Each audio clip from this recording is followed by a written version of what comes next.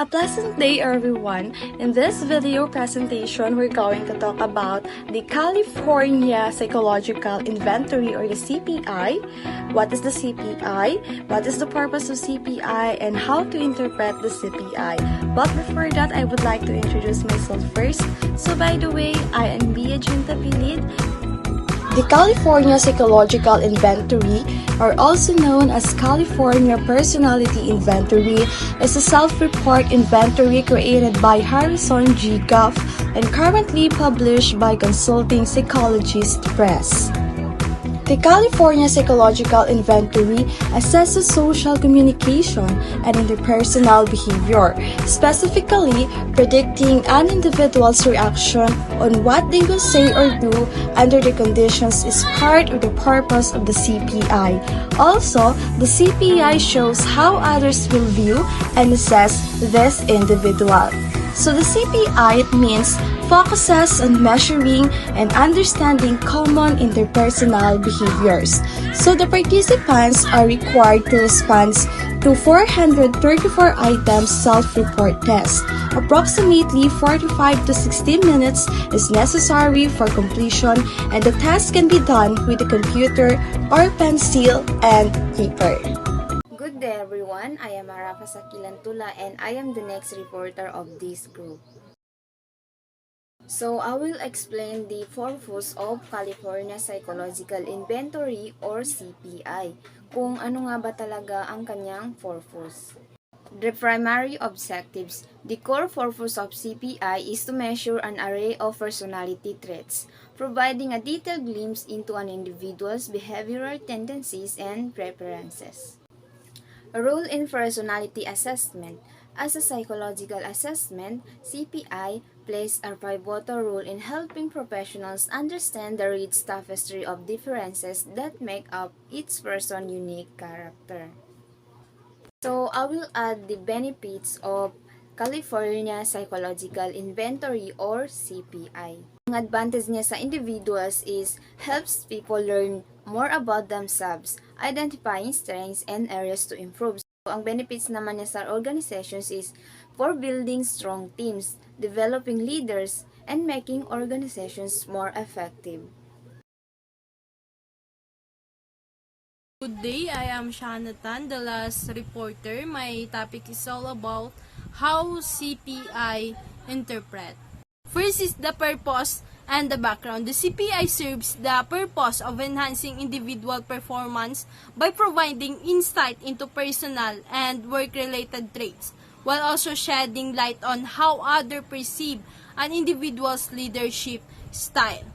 Next, the second is the 4 lifestyle. The CPI categorizes respondents into 4 different ways of living or the lifestyle. First is visualizer. Ito yung nakafocus sa inner life and introspection. And next is the innovator. Innovator is someone who initiates action and wholeheartedly embraces change.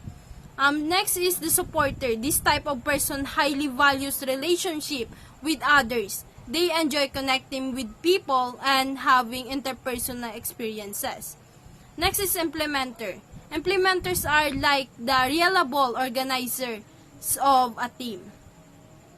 The third is scoring and interpretation. The CPI tool used to measure certain traits in people. It's like giving someone a scorecard for their personality. Then the interpretation involves understanding. First is the strength. Strength are like superpowers that each person possesses. These are areas where someone excels or shines brightly. Then next is the areas of improvement. Aspects that may need development or are like spot where someone can grow and get better. These are aspects that might need a little work or attention. So the next is the overall personality profile.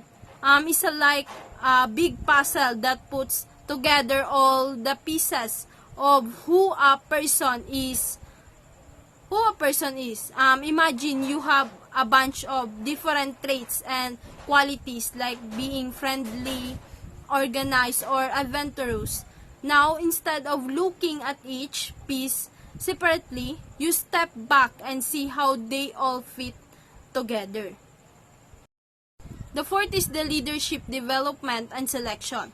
The CPI can enhance various aspects.